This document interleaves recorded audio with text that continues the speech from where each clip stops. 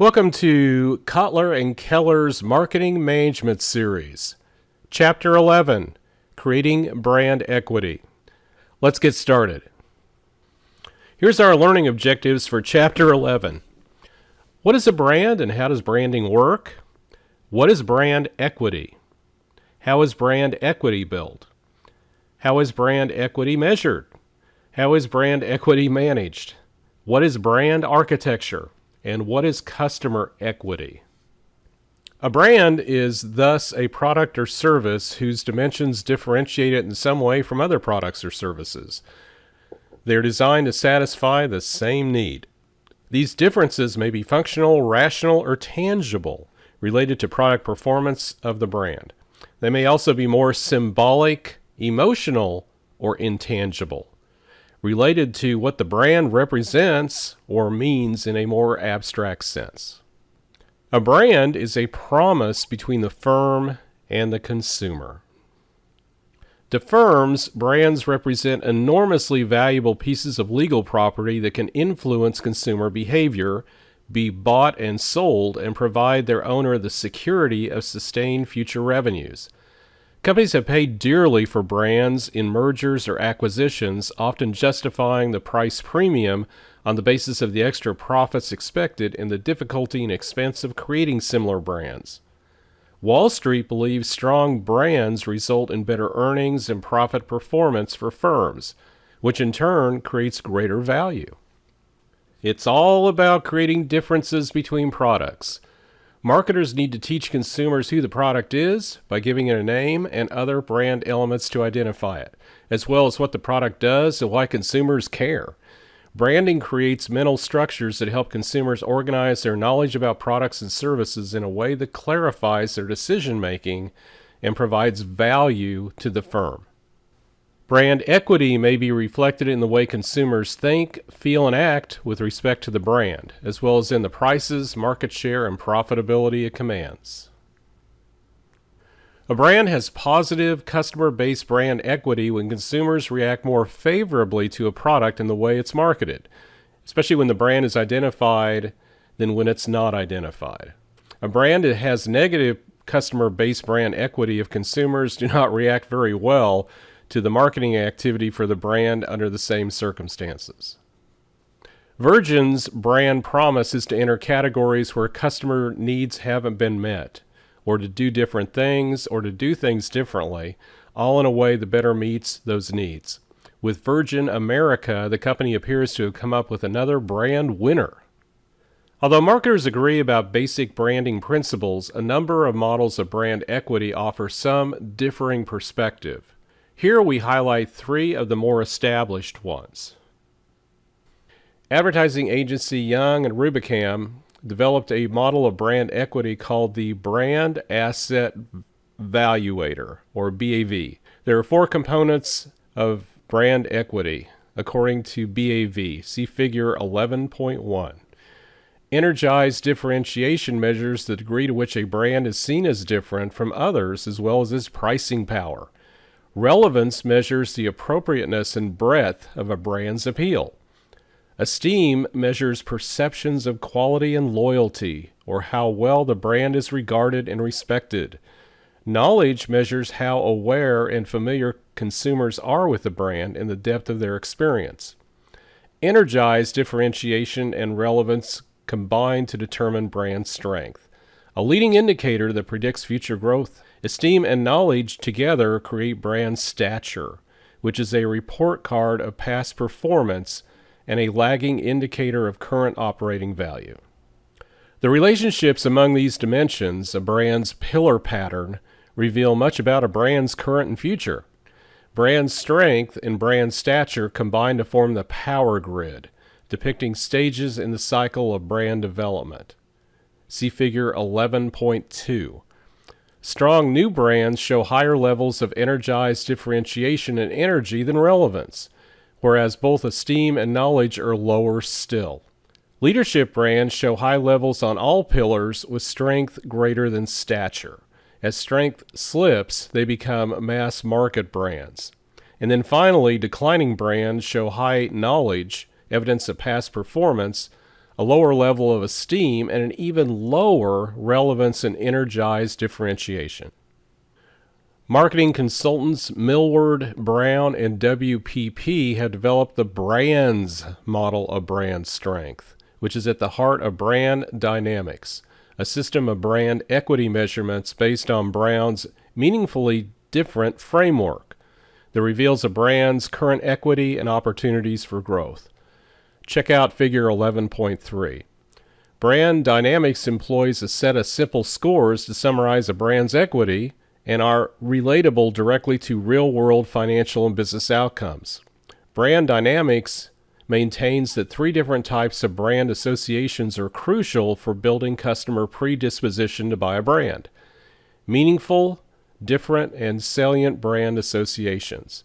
The success of a brand along these dimensions is reflected in 3 important outcome measures.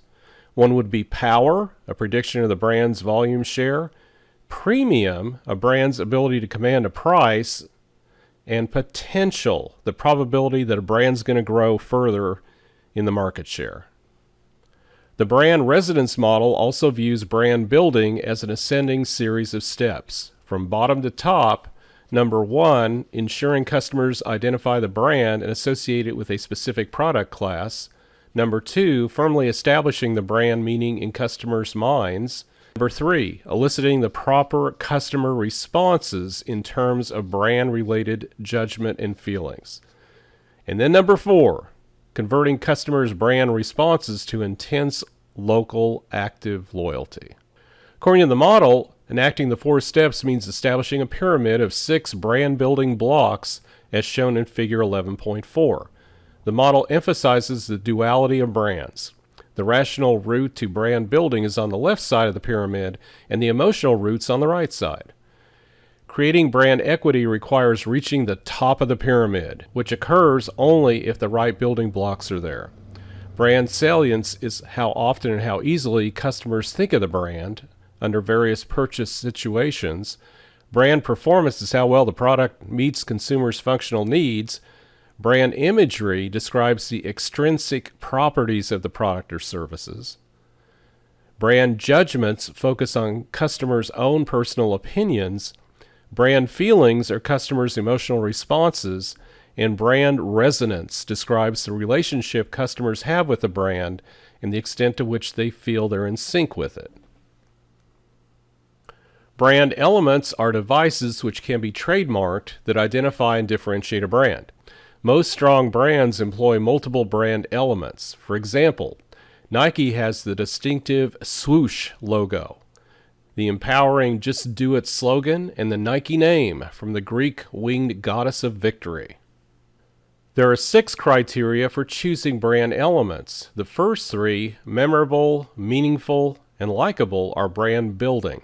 The latter 3, transferable, adaptable, and protectable, are defensive and help leverage and preserve brand equity against challenges. Brands are not built by advertising alone. Customers come to know a brand through a range of contacts and touch points: personal observation, word of mouth, interactions with company personnel, online or telephone experiences, and payment transactions. Integrated marketing is about mixing and matching marketing activities to maximize their individual and collective effects. Marketers need a variety of different marketing activities that reinforce the brand promise. The third and final way to build brand equity is to borrow it. That is, create brand equity by linking the brand to other information in memory that conveys meaning to consumers. See Figure 11.5.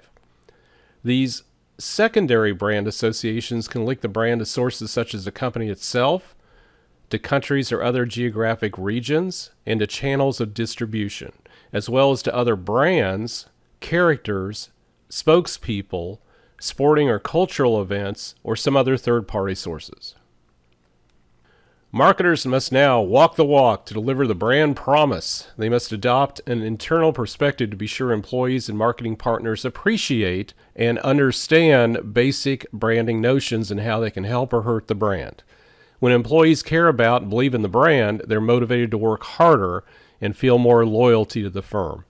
Some important principles for internal branding include Choose the right moment. Turning points are ideal opportunities to capture employee attention and imagination. Link internal and external marketing. Internal and external messages must match. Bring the brand alive for employees. Internal communications should be informative and energizing. Keep it simple. Don't overwhelm employees with too many details. Focus on the key brand pillars, ideally in the form of a brand mantra. The brand value chain is a structured approach to assessing the sources and outcomes of brand equity and the way marketing activities create brand value. Check out Figure 11.6. Brand value begins when the firm targets actual or potential customers by investing in a marketing program to develop the brand, include communications, trade or intermediary support, and product research, development, and design. Next, these customers' mindsets will affect buying behavior and the way consumers respond to all marketing activity, including pricing, channels, communications, and the product itself, and the resulting market share and profitability of the brand. The investment community will consider the market performance of the brand to assess shareholder value in general and the value of a brand in particular. A brand audit is a focused series of procedures to assess the health of the brand, uncover its sources of brand equity, and suggest ways to improve. Brand tracking studies use of the brand audit as an input device to collect quantitative data from consumers over time, providing consistent baseline information about how brands and marketing programs are doing. Tracking studies help us understand where, how much, and in what ways brand value is being created to facilitate day-to-day decision-making. Marketers should distinguish brand equity from brand valuation, which is the job of estimating the total financial value of that brand. Table 11.2 displays the world's most valuable brands in 2012 according to the Interbrand rankings. As described below in Marketing Insight, what is a brand worth? In these well-known companies, brand value is typically more than half the total company market capitalization. Top brand management firm Interbrand has developed a model to formally estimate the dollar value of a brand. It defines brand value as the net present value of the future earnings that can be attributed to the brand alone. The firm believes marketing and financial analysis are equally important in figuring out the value of a brand. Its process follows 5 steps, which are outlined in Figure 11.7. As a company's major enduring asset, a brand needs to be carefully managed so its value does not depreciate. Brand leaders of 70 years ago that remain leaders today, companies like Wrigley's, Coca-Cola, Heinz, and Campbell's Soup, only do so by constantly striving to improve their products. Marketers can reinforce brand equity by consistently conveying the brand's meaning in terms of 1. What products it represents and what core benefits it supplies, and 2. How the brand makes products superior and which strong, favorable, and unique brand associations should exist in consumer minds. A number of brands have managed to make impressive comebacks in recent years. After some hard times in the automotive market, Cadillac, Fiat, and Volkswagen have all turned their fortunes around. Often the first thing to do in revitalizing a brand is understand what the sources of brand equity were to begin with. Are positive associations losing their strength? Have negative associations become linked to the brand? After you figure that out, decide whether to retain the same positioning or create something new, and if so, what? A firm's branding strategy, which is often called the brand architecture, reflects the number and nature of both common and distinctive brand elements. Deciding how to brand new products is especially critical. A firm has 3 main choices as listed in this slide. When a firm uses an established brand to introduce a new product, the product is called a brand extension. When marketers combine a new brand with an existing one, the brand extension can also be called a sub-brand, such as Hershey Kisses, Adobe Acrobat Software, a Toyota Camry, and American Express Blue Cards. The existing brand that gives birth to a brand extension is the parent. If the parent brand is already associated with multiple products, It can also be called a master brand or family brand. Brand extensions fall into two categories. In a line extension, the parent brand covers a new product within a product category it currently serves, such as new flavors, forms, colors, ingredients, and package sizes. In a category extension, marketers use the parent brand to enter a different category, such as Swiss Army watches. A brand line consists of all products, original as well as line and category extensions, that are sold under a particular brand. A brand mix is the set of all brand lines that a particular seller makes. Many companies are introducing branded variants, which are specific brand lines supplied to specific retailers or distribution channels. A licensed product is one whose brand name has been licensed to other manufacturers that actually make the product. Assuming a firm decides to brand its products or services, it must choose which brand names to use. There are three strategies for this. Individual or separate family brand names. Consumer packaged brand goods companies have a long tradition of branding different products by different names. Corporate umbrella or company brand name. Many firms, such as Heinz and GE, use their corporate brand as an umbrella brand over a whole range of products. And finally, sub-brand name. Sub-brands combine two or more of the corporate brand, family brand, or individual product brand names. The use of individual or separate family brand names has been referred to as a house of brands, whereas the use of an umbrella corporate or company brand is a branded house strategy.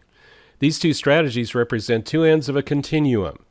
A sub-brand strategy falls somewhere in between, depending upon which component of the sub-brand receives more emphasis. With a branded house strategy, it's often useful to have a well-defined flagship product.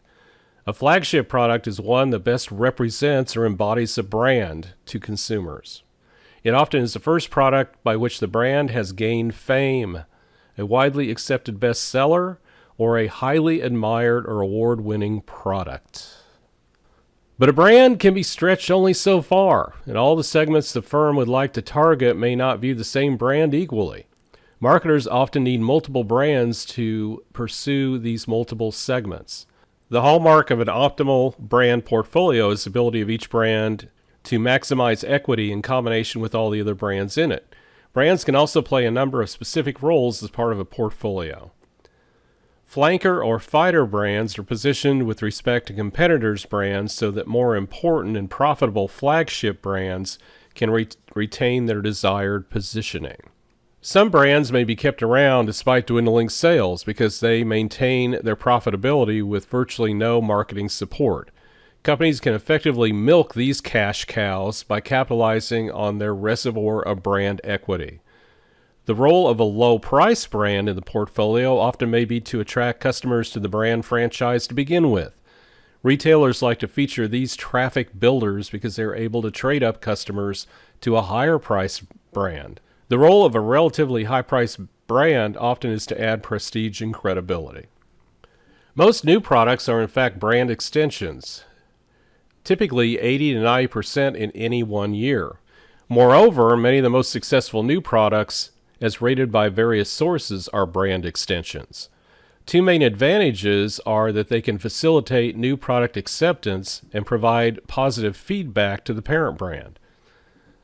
On the downside, line extensions may cause a brand name to be less strongly identified with any one product. Brand dilution occurs when consumers no longer associate a brand with a specific or highly similar set of products and they start thinking less of it. The worst possible scenario is for an extension not only to fail, but to harm the parent brand.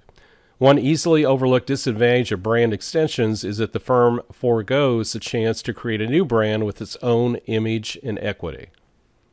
Marketers must judge each brand extension by how effectively it leverages existing brand equity from the parent brand, as well as how effectively, in turn, it contributes to the parent brand's equity.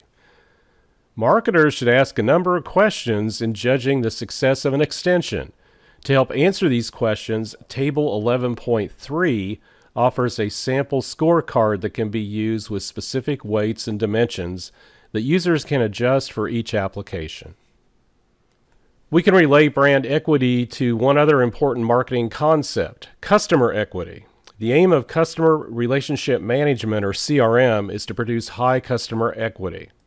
As Chapter 5 reviewed, customer lifetime value is affected by revenue and by the costs of customer acquisition, retention, and cross-selling. Acquisition depends on the number of prospects, the acquisition probability of a prospect, and acquisition spending per prospect. Retention is influenced by the retention rate and spending level. Add-on spending is a function of the efficiency of add-on selling, the number of add-on selling offers given to existing customers, and the response rate to new offers. Both brand equity and customer equity, they matter. There are no brands without customers and no customers without brands. Brands serve as the bait that retailers and other channel intermediaries use to attract customers from whom they extract value. Customers are the tangible profit engine for brands to monetize their brand value. Thanks for watching. Please check out the other videos in this marketing management series. Thanks again.